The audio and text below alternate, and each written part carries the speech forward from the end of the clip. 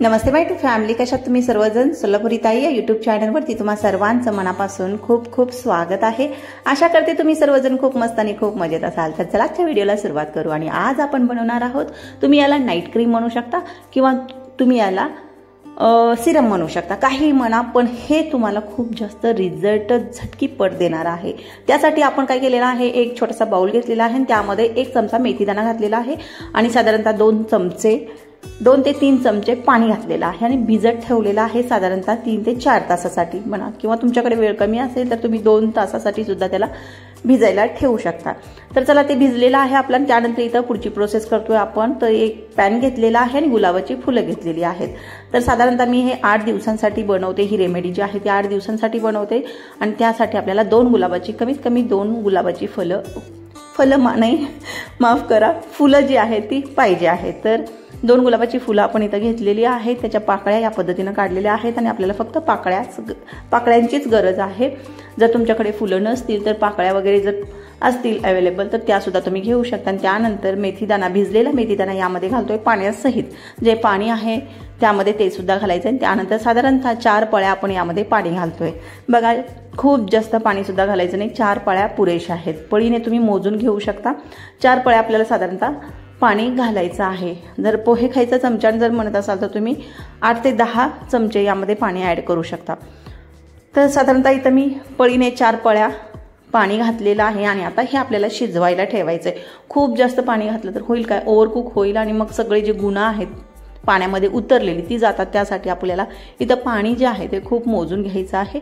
आता इथं बघा, गॅसवरती ठेवलेला आहे पॅन आणि त्यानंतर इथं व्यवस्थित शिजू द्यायचं आहे। शिजू कसं द्यायचं आहे तर मीडियम टू स्लो गॅसवरती आपल्याला हे शिजवून घ्यायचं आहे। पाणी खूप कमी आहे त्यामुळं इथं तुम्हाला कमी दिसतंय, कारण की पॅन खूप मोठा आहे।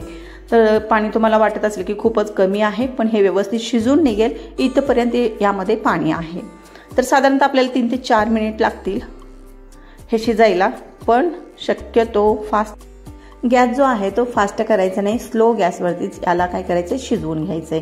बघा, व्यवस्थित शिजायला चालू होईल आता लगेच आणि मग त्यानंतर 3 ते 4 मिनिट आपल्याला वाट बघायची आहे। आता हे जे पाणी आहे यामध्ये ते केवढं राहिलं पाहिजे, तर बघा, आता आपण साधारणतः 4 पळ्या पाणी घेतलं होतं आणि मेथीदाणा जो होता त्यामध्ये सुद्धा एक अर्धी पळी पाणी असेल त्यामध्ये।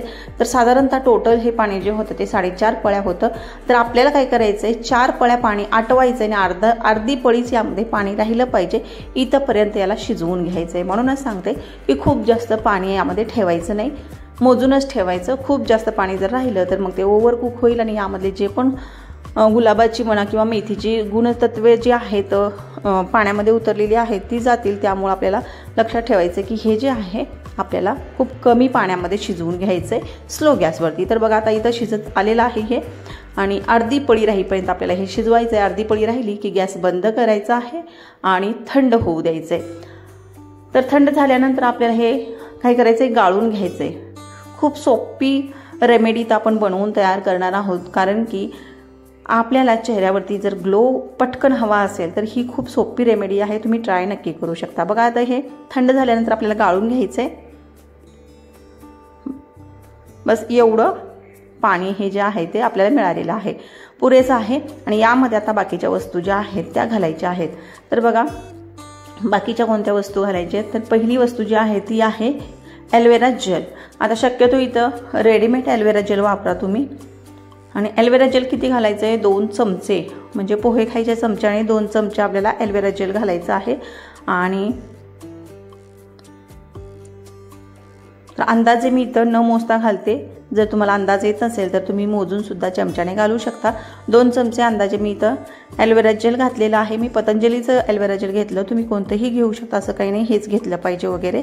तर 2 चमचे ॲलोवेरा जेल घातलेलं आहे। त्यानंतर छोट्या चमच्याने पाव चमचा हळद घातलेली आहे, कस्तुरी हळद मी इथं वापरते। तुम्ही हवं तर किचनमधली जी हळद असते ती घालायची आहे, तुमच्याकडे जर नसेलच तर, आणि जर असेल तर तुम्ही कस्तुरी हळद घाला। पण जी नॉर्मल हळद आपण घालतो किचनमधली ती पाव चमचा वगैरे घालू नका, साधारणतः 3 ते 4 चुटकी म्हणजे चिमट जे असतात तेवढं घालू शकता। आणि त्यानंतर खूप इम्पॉर्टंट वस्तू आपल्याला घालायची, ग्लिसरीन। ग्लिसरीन संदर्भात मी बरेच व्हिडिओ बनवलेले आहेत, तुम्हाला माहीत असेल, स्किनसाठी आपल्या किती फायदेशीर असतं ग्लिसरीन हे सांगितलेलं आहे।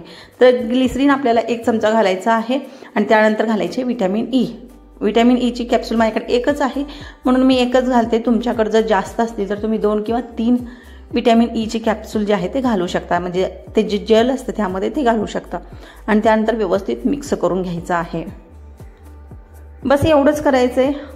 मिक्स केल्यानंतर आपली ही जी नाईट क्रीम म्हणा किंवा सिरम म्हणा तयार होणार आहे आणि नियमित याला 5 ते 6 दिवस लावायचं आहे आणि तुमच्या चेहऱ्यावरचे जे डाग धब्बे आहेत ते तुम्हाला गायब झालेले नक्की दिसणार आहेत।